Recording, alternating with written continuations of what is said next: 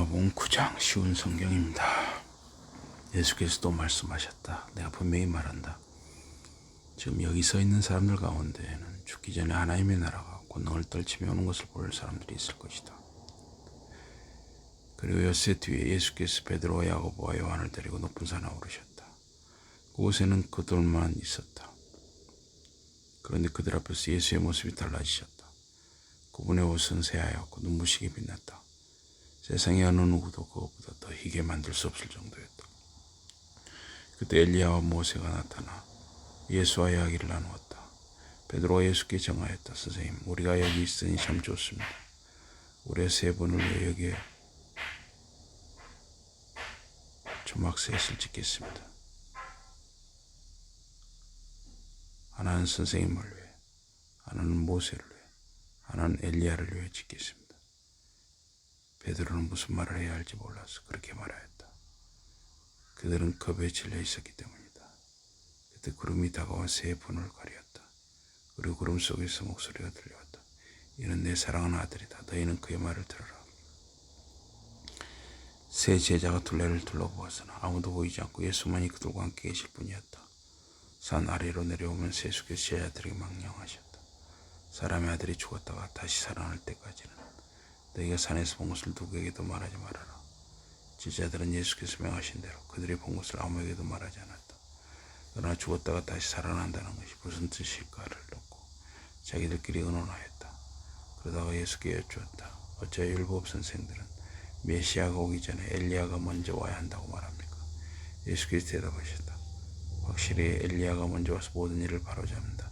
그런데 성경에 사람의 아들이 많은 고통을 겪고 사람들에게 배척을 당하리라고 한 것은 무슨 까닭이겠느냐. 너에게 분명히 말한다. 엘리야는 벌써 왔다. 그런데 사람들은 그에게 자기들이 하고 싶은 온갖 몹쓸짓을 다 했다. 그를 두고 성경에 쓰인 그대로였다. 예수와 베드로와 야고보와 요한이 다른 제자들에게 돌아와 보니 많은 사람이 제자들을 둘러싸고 있었다. 율법 선생들도 와서 제자들과 말다툼을 벌이고 있었다. 사람들이 예수를 보고 반가워하며 달려와 인사를 하였다. 예수께서 제자들에게 물으셨다. 너희는 무슨 일로 그들과 다투고 있느냐? 그때 무리 속에서 한 남자가 나서며 대답하였다. 선생님, 제가 선생님께 제 아들을 데려왔습니다. 제 아들은 더러운 영이 들려 말도 제대로 못합니다. 더러운 영은 아이에게 달려들어 아이를 땅바닥에 나뒹굴게 합니다. 그러면 아이는 입에 거품을 불고 이를 갈며 몸이 뻣뻣해집니다. 그래서 선생님이 제자들에게 더러운 영을 내쫓아 달라고 했으나 별로 소용이 없었습니다. 예수께서는 그들에게 말씀하셨다. 이 믿음이 없는 사람들아, 내가 얼마나 너희와 함께 있어야 하겠느냐?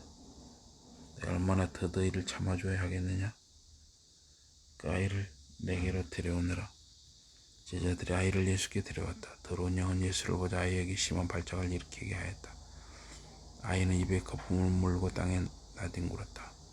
예수께서 소년의 아버지에게 물으셨다. 이렇게 아픈 지 얼마나 되었느냐? 그 아버지가 대답하였다. 아주 어릴 때부터 그랬습니다.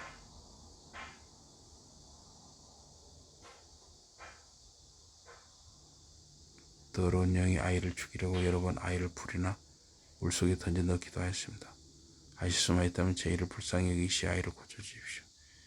예수께서 그 아버지에게 대답하시다. 할 수만 있다면 아이를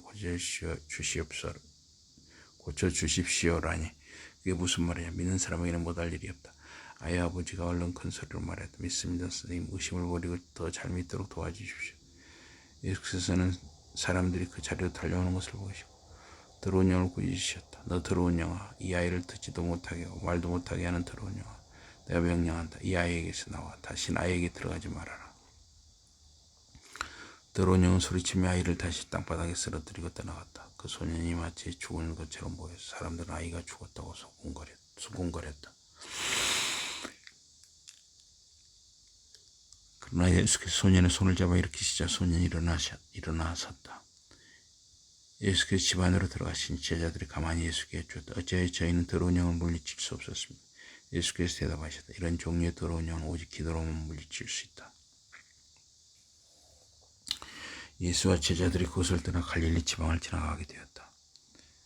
예수께서는 어느 누구도 자기들이 있는 곳을 알기를 원치 않으셨다.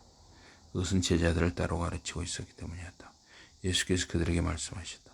사람의 아들이 사람들에게 잡혀 죽임을 당할 것이다. 그리고 사흘 뒤에 다시 살아날 것이다. 그러나 제자들은 예수께서 하시는 말씀을 제대로 깨닫지 못하였다.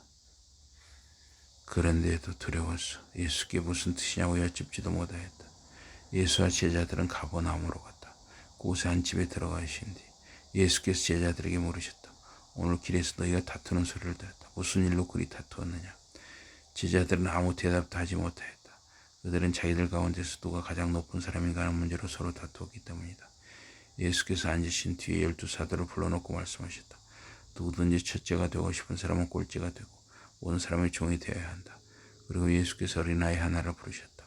예수께서 그 아이를 제자들 앞에서 발에 안으시고 말씀하셨다. 누구든지 내 이름으로 이런 어린아이 하나를 기쁘게 받아들이면 그 사람은 나를 기쁘게 받아들이는 것이다. 그리고 나를 기쁘게 받아들이는 사람은 나를 보내신 분을 기쁘게 받아들이는 것이다. 요한이 예수께 말하였다. 선생님, 어떤 사람이 선생님의 이름으로 귀신들을 쫓아내는 것을 우리가 보았습니다. 그 사람이 우리 가운데 하나가 아니기에 그런 일을 하지 말라고 말렸습니다.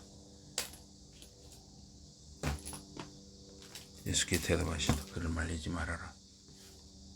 내 이름으로 기적을 베푸는 사람은 쉽게 나를 욕하지 못할 것이다. 우리를 반대하지 않는 사람은 우리를 지지하는 사람이다. 만약 어떤 사람이 너희가 그리스도께 속한 사람이라고 하여 물 한 잔이라도 든다면 그는 분명히 상을 받을 것이다. 이 어린아이들 가운데 나를 믿는 아이 하나를 죄짓게 만드는 사람이 있다면 그는 큰 벌을 받을 것이다. 그런 사람은 차라리 목에 큰 맷돌을 달고 바다에 뛰어드는 편이 나을 것이다. 내 손이 너를 죄짓게 하면 그 손을 잘라버리라. 내 몸의 한 부분을 잃더라도 영원한 생명을 얻는 것이 낫다. 두 손을 가지고 꺼지지 않는 불이 타고 있는 지옥에 가는 것보다 그쪽이 훨씬 낫다. 내 발이 너를 죄짓게 하거든 그 발도 잘라버리라. 몸의 한 부분을 잃더라도 영원한 생명을 얻는 것이 더 낫다. 그것이 두 발을 가지고 지옥에 가는 것보다 낫다. 만약 내 눈이 너를 죄짓게 하거든 빼어버려라. 한 눈을 가지고 하나님 나라에 들어가는 것이 두 눈을 가지고 지옥에 가는 것보다 낫다. 지옥에서는 사람을 파먹는 구덩이도 죽지 않고 불도 꺼지지 않는다. 모든 사람이 다 소금에 절여질 불에 절여질 것이다. 소금은 좋은 것이다. 그러나 소금이 짠맛을 잃어버리면 어떻게 그것을 다시 짜게 만들 수 있겠느냐. 너희 가운데 소금을 지니고 서로 화목하게 지내라. 마가복음 9장이었습니다. 마가복음 9장이었습니다. 쉬운 성경이었습니다.